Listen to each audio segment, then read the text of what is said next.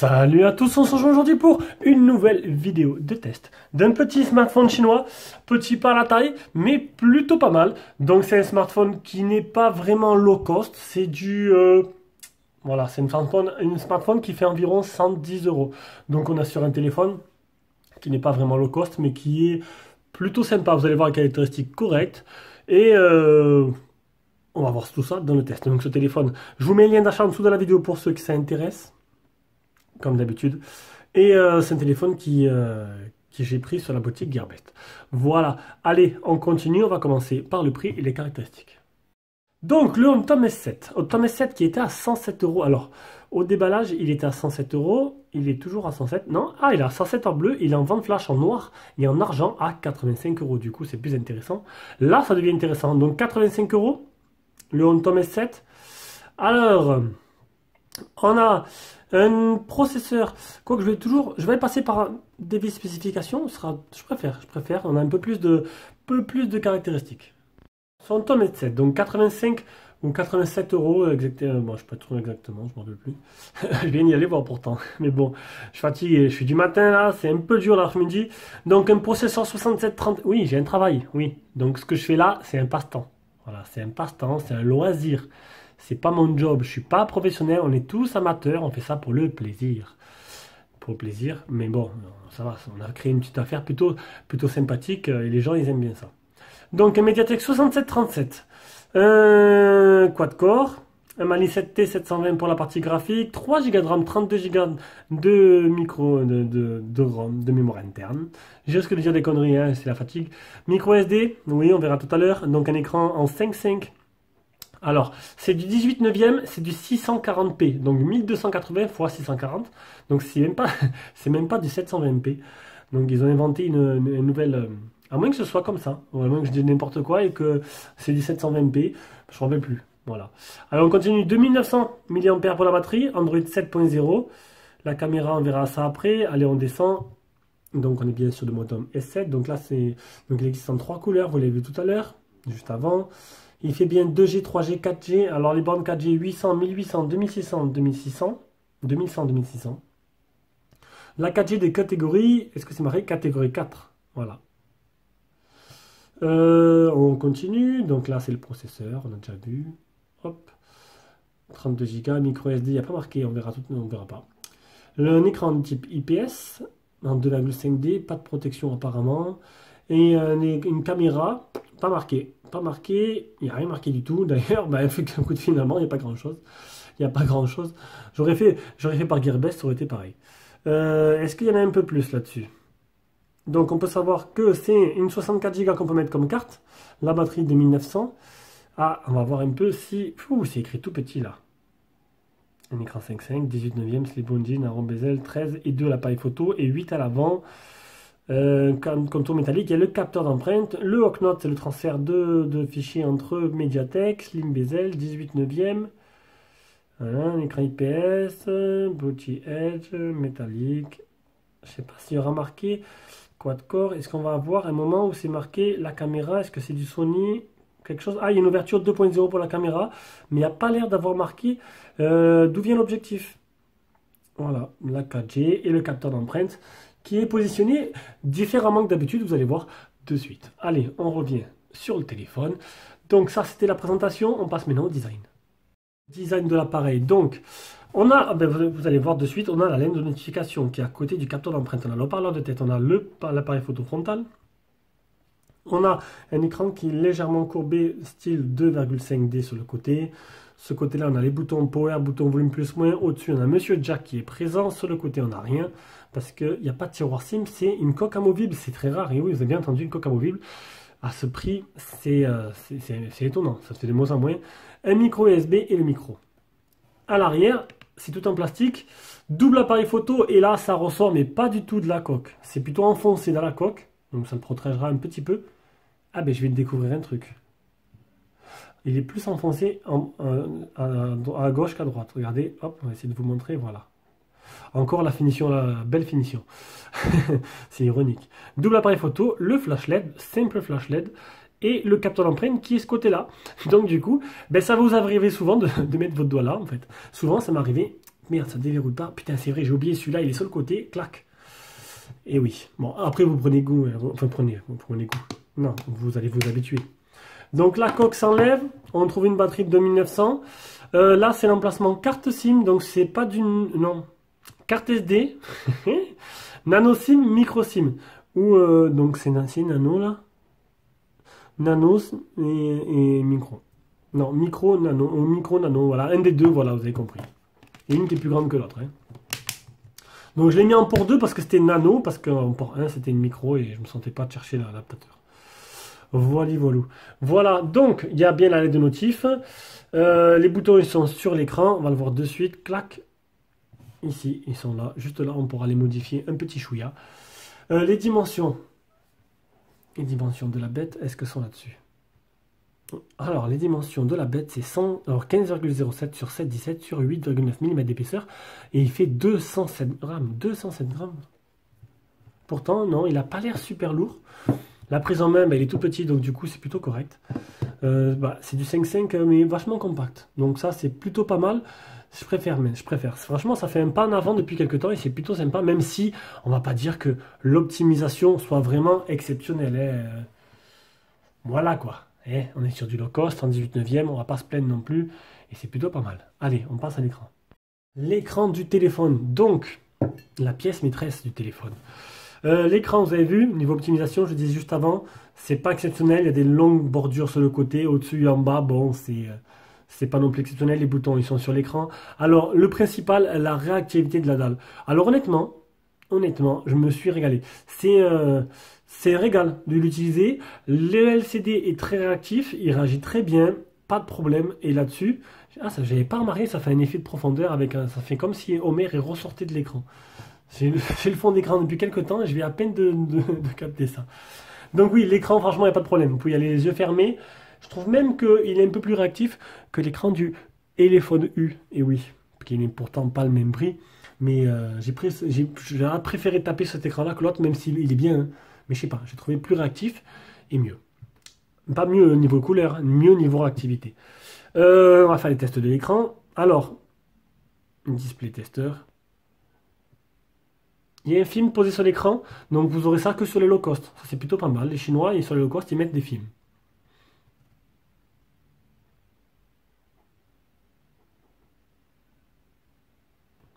Donc les couleurs, c'est plutôt correct. Hein. Il n'y a rien à dire. Moi j'ai trouvé l'écran plutôt sympa. Voilà, c'est pas un monstre. Enfin, moi ce qui prime le plus, c'est surtout la réactivité. Donc ça c'est un 5 touches. Et la réactivité est exemplaire. Là-dessus, il n'y a pas de problème. Ainsi que la précision de la dalle. Hein. J'aime bien quand je clique sur le Z que ça clique sur le Z. Pas quand c'est un téléphone low cost, tu cliques sur le Z, ça clique sur le A. Et oui, ça arrive. Ça arrive, du coup, il faut agrandir les touches pour pouvoir bien cliquer dessus. Donc, bon voilà, l'écran, il n'y a rien à dire, on ne va pas s'attarder dessus. On a le Miravision, si je ne dis pas de bêtises. Voilà, donc ça permet de mettre la nuance des couleurs, mode standard ou brillant. Voilà, ça modifie les couleurs. Et dans les vidéos, le contraste dynamique pour avoir des vidéos un peu plus sombres. Allez, on passe maintenant à la partie logiciel. Partie logiciel, alors on a une petite surcouche assez légère, qui est plutôt sympa, donc avec un tiroir d'application, avec des icônes qui sont remodelées. Au niveau des ajouts d'icônes, alors je ne vais pas dire de bêtises, je crois que j'ai rien vu d'extraordinaire, puisque les thèmes, ils se trouvent là-dedans. Donc là, on a widget, fond d'écran, on a des thèmes, on a 4 thèmes, donc c'est plutôt pas mal, et des effets de transition. Donc c'est le minimum, hein. Bon, ça tourne bien, voilà, ça tourne bien, il n'y a rien à dire, c'est fluide. Ils ont remodelé aussi le côté les paramètres. On va voir si c'est bizarre l'image. Voilà, donc les paramètres à propos du téléphone, on est bien sûr du mise à jour le 17/12/2017, donc c'est pas tout récent, votre appareil est à jour, donc c'est bien le modèle S7 de Hampton. On est version 7.0 niveau d'Android. J'ai l'impression que c'est moi où je suis fatigué ou mes yeux ils voient flou. Ça, je sais pas. On continue. Langue et saisie, Google, compte sécurité, localisation, Duraspeed, La mémoire, la batterie, donc la batterie, qu'est-ce qui est intéressant? Il n'y a rien d'intéressant, juste le pourcentage. Le stockage, application, son, notification, affichage. Affichage, on a l'adaptation de luminosité, ça c'est bien. Ça je le regarde parce que tous les téléphones low cost non, pas. Bon, c'est vraiment des téléphones pas chers. C'est 1 sur 20. Il n'y a pas le mode nuit. Le mode nuit, il n'y a pas. Ça c'est dommage, il faudra mettre une application comme j'ai mis Twilight. On a reconnaissance gestuelle. Alors écoutez-moi, reconnaissance gestuelle, j'ai rien compris. Donc le double clic sur l'écran pour réveiller le téléphone, ça, je sais, ça marche très bien. Par contre, les paramètres lettres gestes. Ah oui, bon ça oui. Ça c'est pour faire des lettres sur l'écran, et une fois l'étang est éteint, pour pouvoir faire des raccourcis. Voilà, vous faites un M, ça va sur galerie, écran éteint. Et paramètres entiers, ça j'ai pas compris. Voilà. Ça j'ai pas compris ce que c'était. On a la volt. Voilà, ça c'est plutôt bien, la 4G Volt, donc c'est la Volt, c'est la 4G, c'est qu'en fait ça utilise la 4G pour passer vos appels, ça vous aide, ça va plus vite, et le son est meilleur, c'est tout. Donc il n'y a pas énormément de trucs, hein, la ROM, elle tourne bien, c'est fluide, en tout temps, qu'est-ce que j'ai marqué là-dedans? J'ai rien, donc vous avez vu là, c'est quand je marque des trucs que j'aime pas, ou que j'ai bien aimé, qu'il faut que je dise, c'est mon mémo pour les tests.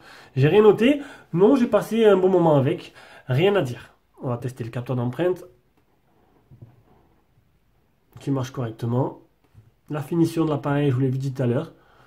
Il n'y a rien à dire. C'est beau, les boutons, enfin voilà, tout est nickel. C'est pas un très très beau téléphone. Le bleu est plutôt joli. Mais on va dire qu'il fera bien son travail. C'est un téléphone passe-partout. Et Home, je dis bravo quoi. Bravo. Tu nous as fait un truc assez sympa. Et ça, c'est plutôt pas mal. Donc niveau logiciel, on va continuer. On va faire le OTG. Hop. Donc, est-ce qu'il fait OTG? Non, ah, il fait pas OTG. Tu vois, c'est rare ça. Il fait pas OTG. On va aller dans la galerie. Est-ce que j'ai pas pris des photos? On sait jamais. Non, compromettante. On sait jamais, des fois je teste l'appareil photo. Alors, qu'est-ce que j'ai? J'ai eu une mise à jour. Donc voilà, on y est. Je prends des photos, comme ça, je garde. Ça, je me rappelle de le dire. Mise à jour 56 MO. Ça, c'est pour les benches. On verra après. Vitesse d'écriture de la RAM et de la mémoire interne. Ça, c'est les benches. 5 touches. On va pas faire ça, sinon vous allez voir les benches. Je vous montre les benches maintenant, en tant qu'à faire. On va essayer, on va mettre les choses ensemble. Allez hop. Les benches. 1708 pour le Geekbench. Comme ça, je vous montre tout d'un coup. Maintenant, je vais faire ça. Parce que c'est nul, performance, on fera que les jeux derrière. Donc là, c'est logiciel et performance. 36 905 pour la partie en tout. 5 touches. Ah, l'appareil photo. Alors, c'est la marque Inix. Et à l'avant, une Galaxy Core. Je connais pas. Je connais pas du tout. Ah, encore un score Geekbench, un autre score Geekbench. Pour ceux que ça intéresse, le score batterie. La ROM, elle est propre. Il me manque quoi? La ROM, elle est propre. Ça, c'est MyCanal qui marche, donc il n'y a pas de problème. Et Netflix. Voilà, vous n'aurez pas de souci là-dessus. Est-ce que le reste, je peux le montrer? Oui, je vais vous montrer ça. Donc ça, c'est le score PC Mark. Et après, ce sera la batterie. Donc après, ce sera pour plus tard. Voilà, voilà, voilà. Est-ce que le store est certifié? Le store est certifié, je ne me rappelle plus. On va aller voir de suite ensemble. Store certifié, non, il est non certifié. Après, ça n'a pas posé problème, vous avez vu, MyCanal et Netflix marchent correctement. Allez, on passe directement du coup à la partie performance, mais cette fois-ci, on va passer directement au jeu.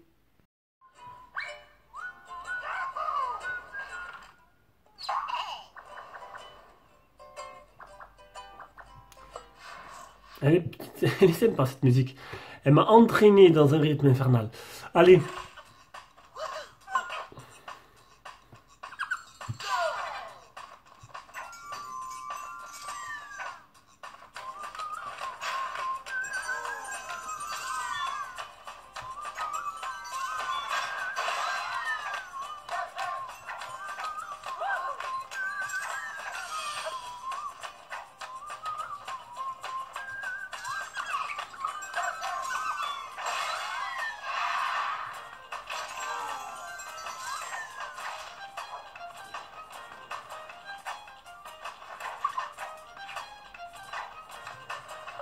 Bon, ça a l'air pas trop mal, même si j'ai l'impression que, que Rayman, il est comme moi, il est un peu fatigué. Je sais pas pourquoi, mais... Ah oui, un petit bug. Je sais pas, quand vous rentrez dans les jeux... Alors, par où... Ah, c'est par là-bas. Ah, mais c'est con, parce que le truc, il est à l'envers, du coup. On a l'eau-parleur en bas. Hein. C'est peut-être pour ça que j'arrivais pas à chaque fois. Voilà, j'ai découvert un truc, c'est magique. Voilà, donc Rayman, il est bon, ça a l'air de tourner correctement, mais il avait quand même l'air un peu fatigué. Mais le jeu, j'ai l'impression qu'il tournait un chouïa au ralenti. Bon, on va tester maintenant Real Racing 3. Non, me dis pas qu'il n'est pas téléchargé. Ah si. Real Racing 3, on va remettre en Wi-Fi pour que ça aille plus vite. Voilà, Real Racing 3, on va pouvoir tester l'accéléromètre et un peu voir si le jeu tourne correctement. Alors, on va voir l'accéléromètre déjà. On pose le téléphone là. Ouais, c'est bien droit, c'est bien à plat. Pour l'instant, ça va. Mais il est bien calibré.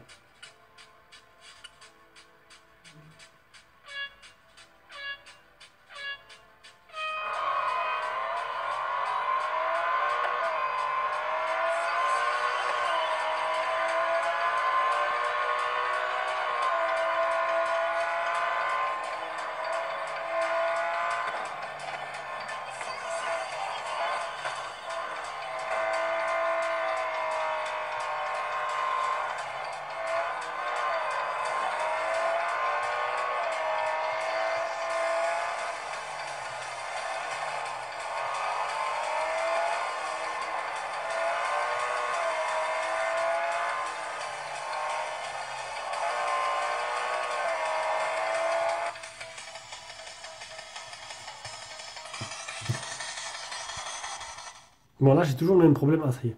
Donc, bah écoutez, pareil, ça a l'air correct. Et ça a l'air de tourner correctement. Là-dessus, il n'y a pas de souci. On passe directement à l'appareil photo. Le logiciel photo qui a été retravaillé par HomeTom. Alors, photo, vidéo. Pour revenir en arrière, donc là, essayez pas de faire apparaître les touches comme j'ai fait au début. Enfin, comme j'ai essayé de faire moi. Il y a un bouton retour. Mode. Alors, on a un mode normal, mode visage, mode bokeh avec le double appareil photo, mode retouche et mode panorama. Le flash, ça, c'est quoi? Hop. Ah, capture HDR et les paramètres. Alors, info localisation GPS, exposition, effet de couleur, mode scène, balance des blancs, hein, anti-scintillement, détection de visage, rotateur, taille de l'image. Je vous laisse regarder. Voilà. Maintenant, je vais vous mettre les photos que j'ai prises et on reviendra juste après pour faire un petit bilan.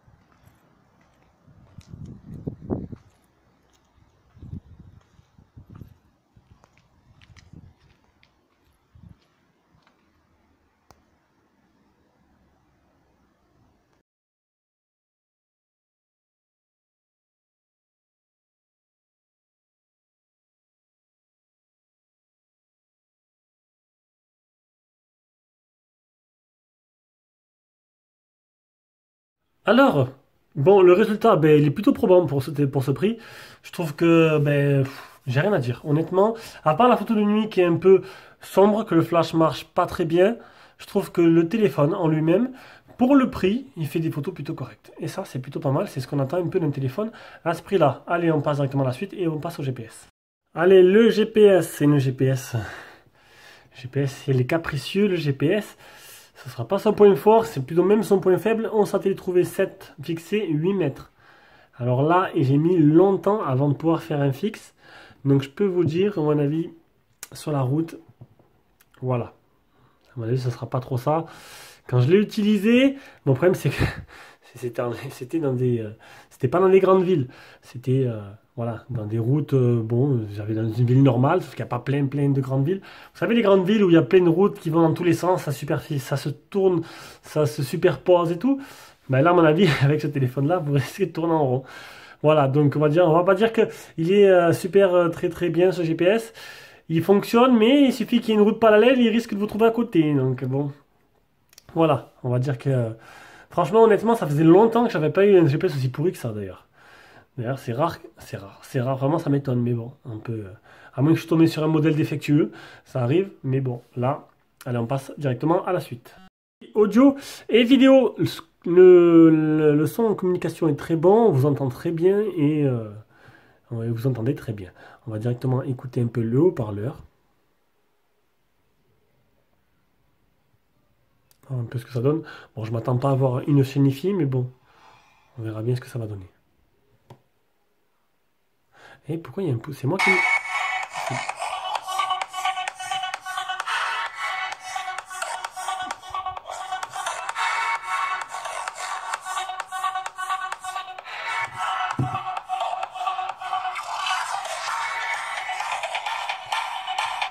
Bon voilà, c'est pas non plus extraordinaire. En plus, il est derrière, il est situé au milieu derrière, juste là où il faut pas. Bon, c'est dommage, j'étais bien parti, j'étais content et tout. Enfin, content. Je me suis dit, un bon petit téléphone pour un ado, c'est pas un mauvais téléphone, mais bon, voilà, vous avez vu le GPS, ça cache un peu tout.